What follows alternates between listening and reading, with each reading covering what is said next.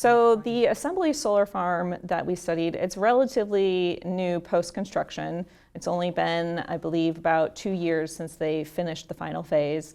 But a couple of notable transactions that we've identified, one of which was a home that was situated on 20 acres, but surrounded on all 4 sides by solar panels, with, in some instances, minimal landscaping. And we found that it actually sold for, on a price per square foot basis, 5.5% higher than the control sales. And we're looking at other similar homes on large acre sites.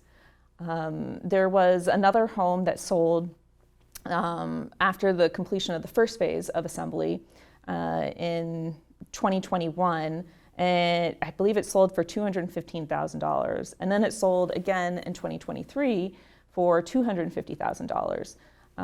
So we did a full paired sales analysis for both timeframes and found that there was no negative differential between that property and control properties.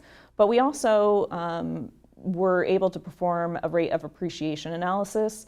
So between the $250,000 that it sold for in 2021 and the $250,000 it sold for in 2023, that represented over 16% growth in appreciation.